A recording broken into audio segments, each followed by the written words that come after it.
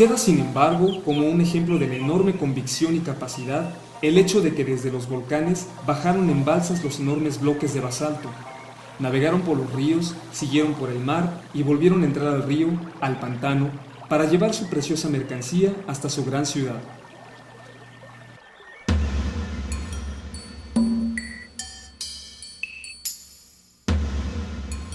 Lo que hoy sabemos de la civilización olmeca demuestra que, como todas las que le siguieron en Mesoamérica, este pueblo se vio animado por una intensa religiosidad que se traducía en el arte, reflejo de las creencias de los mitos y del ceremonial.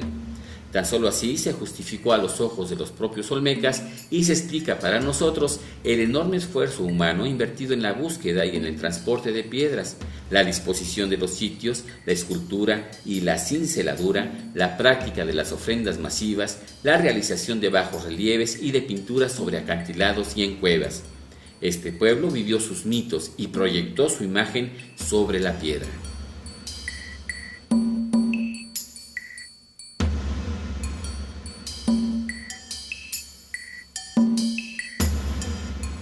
En el caso de las cabezas colosales, podemos notar que no se trata de seres más o menos míticos, dotados de rasgos felinos o enmascarados, sino de estatuas realistas y aunque son semejantes, también son muy individuales.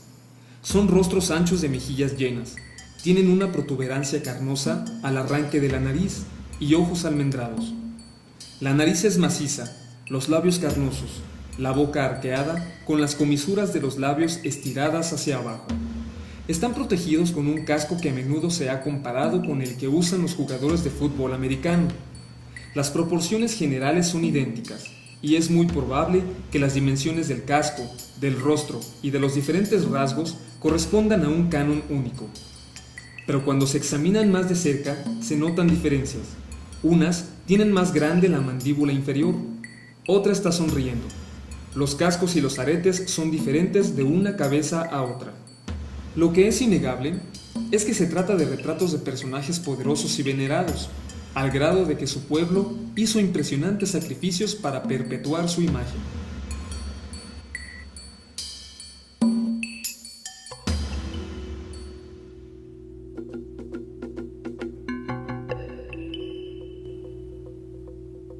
Es en la agricultura donde los especialistas ven el origen de la grandeza olmeca. Efectivamente, al poder tener 2 y a veces hasta 3 cosechas anuales, la producción de alimentos no debió ser un problema para ellos. Si fueron buenos como escultores, debieron haber sido grandes agricultores y es muy posible que desarrollaran mejores variedades de maíz. De hecho, sus técnicas agrícolas fueron después utilizadas por todos los mesoamericanos.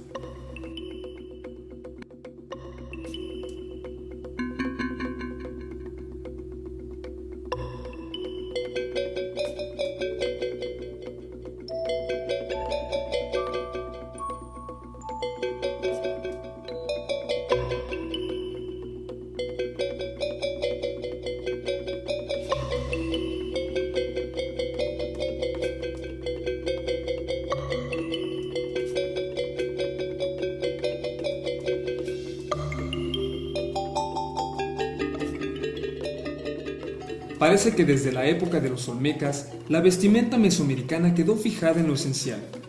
El hombre llevaba un taparrabo, el mashcatl mexica de la época posclásica. A veces una especie de falda corta, eventualmente un manto grande. La mujer iba vestida con falda y huipil, pero podía, como aún lo hacen las indias tradicionalistas, dejar sus pechos descubiertos. El clima del país olmeca no hacía necesaria una vestimenta más elaborada. Personas de uno y otro sexo podían ir calzadas con huarache. No hay duda de que los olmecas cultivaban el algodón, textil típico de las tierras calientes. Casi no hay riesgo de equivocarse si se dice que utilizaban el telar mesoamericano que todavía se usa en nuestros días. Aparecen también los brazaletes, collares y aretes, los pectorales, las orejeras y las narigueras. Sin duda, se perforaban el tabique nasal para insertar joyas.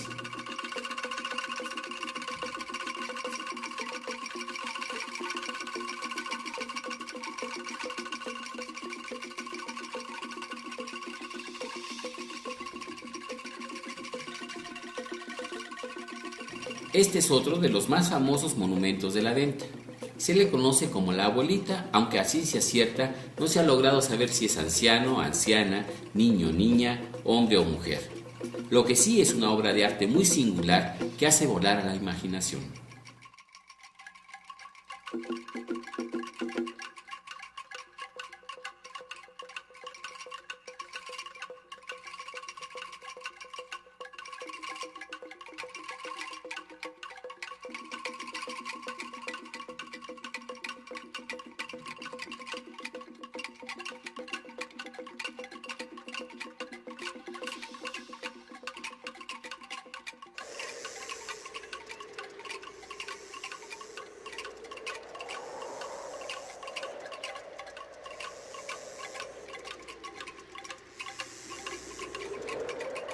La naturaleza fue para los olmecas fuente de amenazas y miedos. Fue la comida y la materia prima que le permitió desarrollarse. Fue su religión y el motivo de su arte.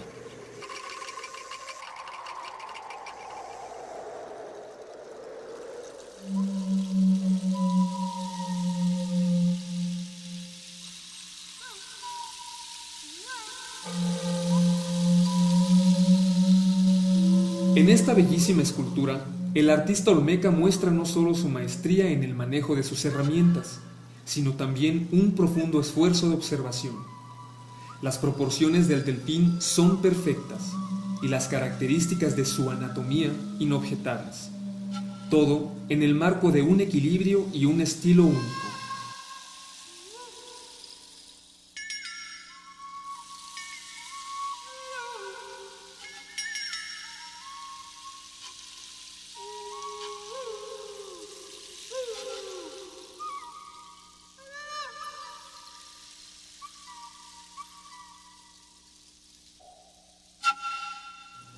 En esta estela nos sorprende la imagen de un tiburón.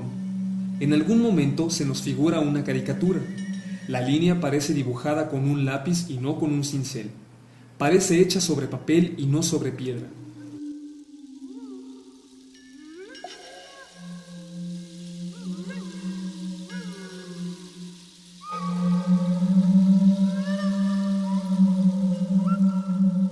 Hay también un personaje barbado. La barba podría ser postiza, rasgo que aparecerá frecuentemente en otros trabajos olmecas. Seguramente el tiburón tiene que ver con él, tal vez con su nombre, con su pueblo, su cargo. En fin, otra vez el hombre ligado a la naturaleza.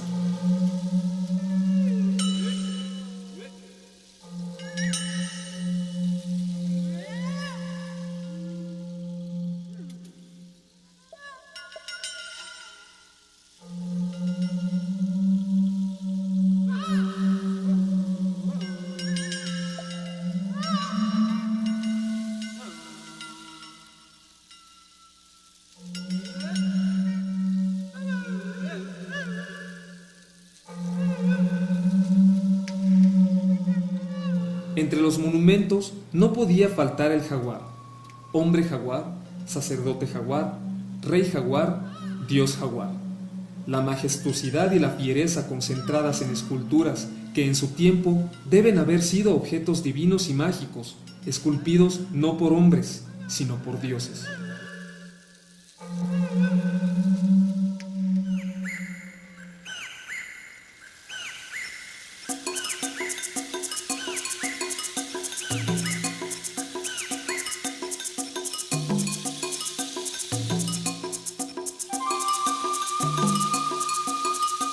El pueblo del jaguar o la sociedad olmeca, tal como podemos imaginárnosla ahora, gracias a los escasos indicios que tenemos, debió ser jerarquizada y autoritaria.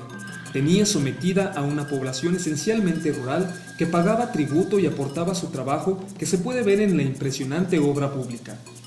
Los mandamases eran probablemente una clase superior de sacerdotes magos, observadores de los astros, hábiles al manejar sus espejos de hematita, adoradores del bebé jaguar, a la vez urbanistas y arquitectos.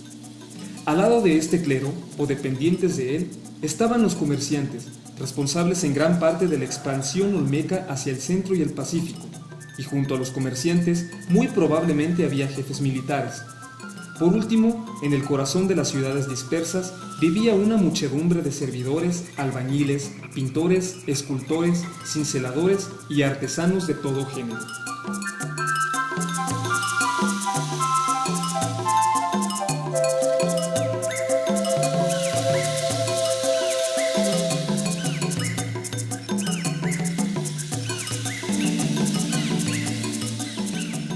Una de las obras más peculiares de los olmecas son los altares, y se les dice altares aunque no hay ninguna indicación de que se hubieran celebrado ritos en la superficie superior de estos monolitos.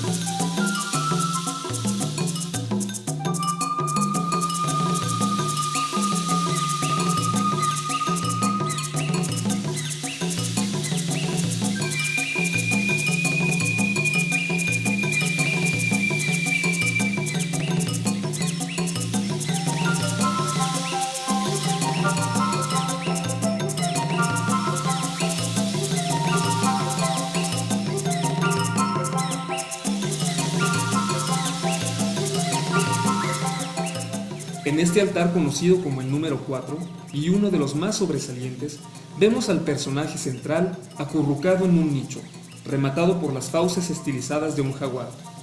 Tiene en las manos una cuerda atada al puño de otro personaje, representado en bajo relieve en el costado derecho del monumento.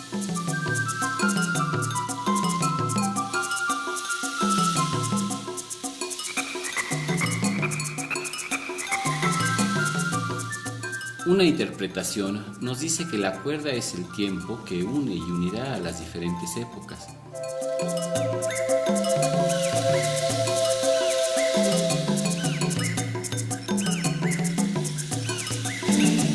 Esa idea del tiempo es fascinante, porque cuando vemos a los niños de la región, podemos adivinar en ellos algunos de los rasgos de sus antepasados.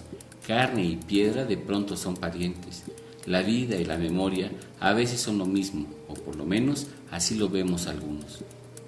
Lo cierto es que con esta imagen recordamos otra de las características esenciales del pensamiento olmeca, su veneración por la idea de los niños, de los que todavía no pueden caminar, de los que andan en brazos, esos que están indefensos y que al mismo tiempo son porque serán adultos, son porque serán los sacerdotes o los escultores, son porque serán los padres y los guerreros.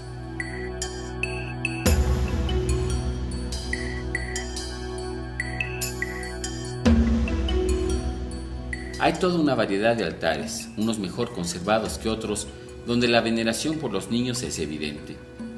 De lo que es al mismo tiempo una caverna, la boca rugiente del jaguar y el útero materno, parece salir un sacerdote que lleva en brazos un niño pequeño, el pequeño y gran Dios, el indefenso futuro que necesita ser cuidado. ¿Cómo nos gustaría saber más de las ideas de estos hombres tan originales? Los podemos imaginar como agricultores, como artistas, pero qué complicado es tratar de imaginarse cómo pensaban. Dentro de ese pensamiento, el concepto de la infancia es tal vez el que más inexpugnable nos parece. ¿Será que efectivamente valoraban en extremo al futuro? ¿Será que había en ellos un sentimiento de compasión por el desvalido? Puede ser que hubiera una leyenda en la que su fundador hubiera sido un niño. El concepto da para mucho, y tal vez sea una idea que hoy debamos recuperar en la dimensión de un futuro mejor.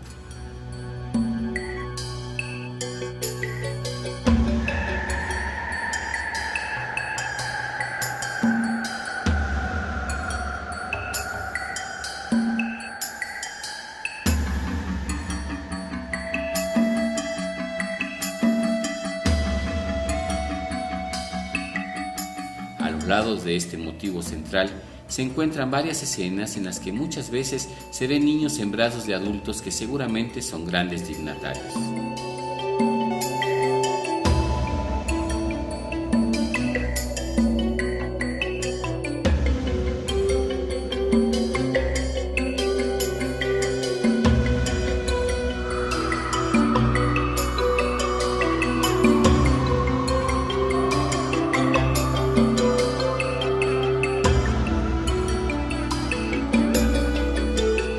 Es indiscutible que una autoridad muy fuerte y profundamente aceptada fue necesaria para obtener del pueblo los esfuerzos gigantescos que suponen el transporte de los monolitos, la construcción de los centros ceremoniales, la edificación de una pirámide o la construcción de un sistema de canales subterráneos.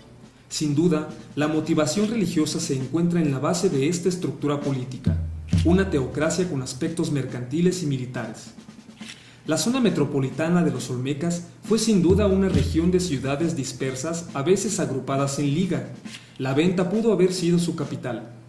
Esos centros y sus territorios periféricos, estuviesen ligados o no por estructuras políticas, tenían en común un patrimonio cultural de gran originalidad, una misma religión.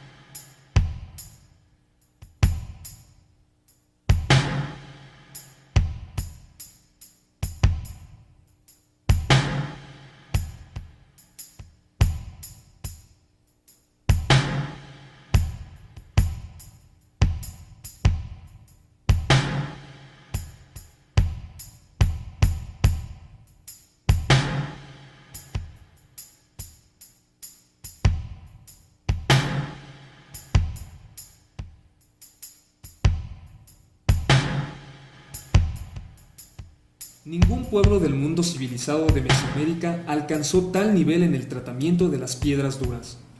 Pero ¿de dónde sacaron las jadeitas, nefritas y serpentinas que supieron moldear como un arte incomparable? Fueron los olmecas los primeros en colocar a las jadeitas en la cumbre de valores, lo que se ha perpetuado en toda Mesoamérica, desde los mayas hasta los mexicas. De hecho, los españoles se asombraron al comprobar que un chalchihuitl, piedra verde, tenía a los ojos de los mexicanos mucho más valor que una joya de oro. En la región de los Olmecas no había piedra, por lo tanto, hemos de imaginar que la búsqueda de esas piedras a las cuales atribuían valor supremo llevó a los Olmecas a emprender expediciones y aún a crear colonias a grandes distancias de su centro principal en dos direcciones, hacia el oeste y el norte a través del altiplano central, buscando serpentinas en Puebla y jades en Guerrero, y otra hacia el sur y el este, a través de Oaxaca y el istmo de Tehuantepec, a lo largo de las costas de Chiapas y de Guatemala, hasta El Salvador y Costa Rica. El móvil, pues, de la expansión olmeca fue la búsqueda de piedras raras, que supieron trabajar con un arte incomparable, probablemente no igualado y en todo caso nunca superado en América.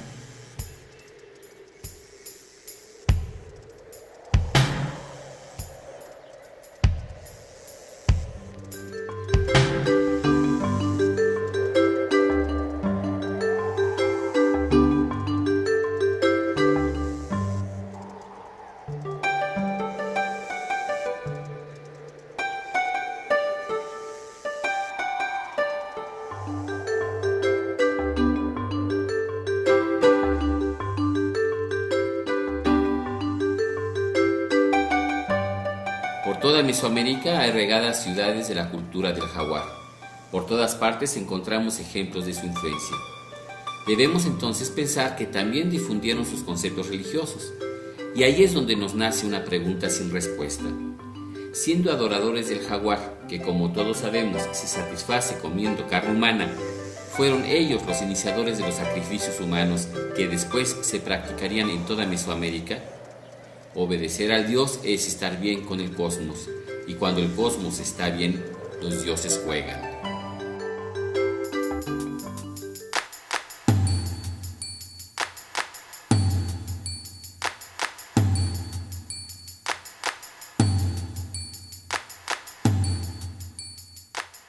No es difícil de imaginar que los pueblos autóctonos de México, contemporáneos del arte olmeca, se enteraran maravillados y también temerosos de lo que surgía en la selva de la costa. A los ojos de los simples cultivadores de maíz, aquellos hombres extraños que construían monumentos, que tallaban piedras, que celebraban ritos hasta entonces desconocidos en torno a un dios con rasgos de jaguar, debían parecer semidivinos, magos, a la vez admirables y temibles.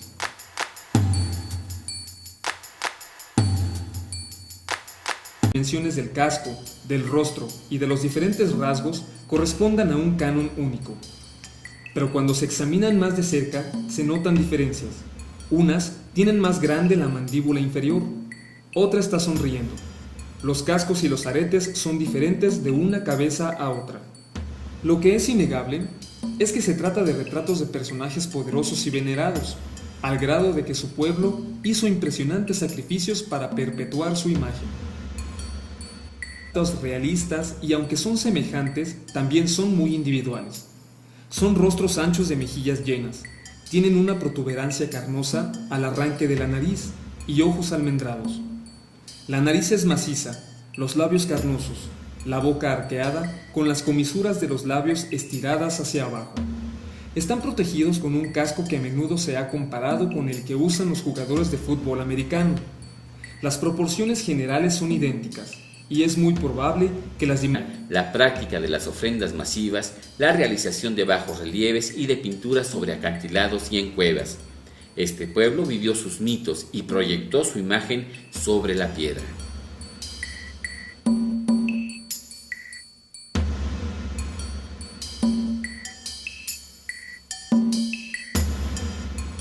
En el caso de las cabezas colosales, podemos notar que no se trata de seres más o menos míticos, dotados de rasgos felinos o enmascarados, sino de estatua.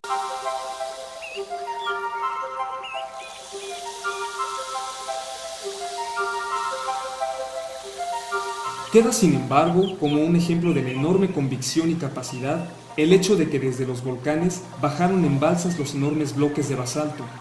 Navegaron por los ríos, siguieron por el mar y volvieron a entrar al río, al pantano, para llevar su preciosa mercancía hasta su gran ciudad.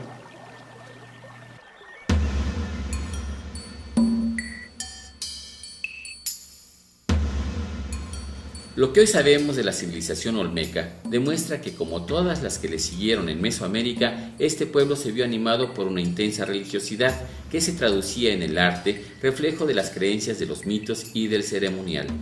Tan solo así se justificó a los ojos de los propios olmecas y se explica para nosotros el enorme esfuerzo humano invertido en la búsqueda y en el transporte de piedras, la disposición de los sitios, la escultura y la cinceladura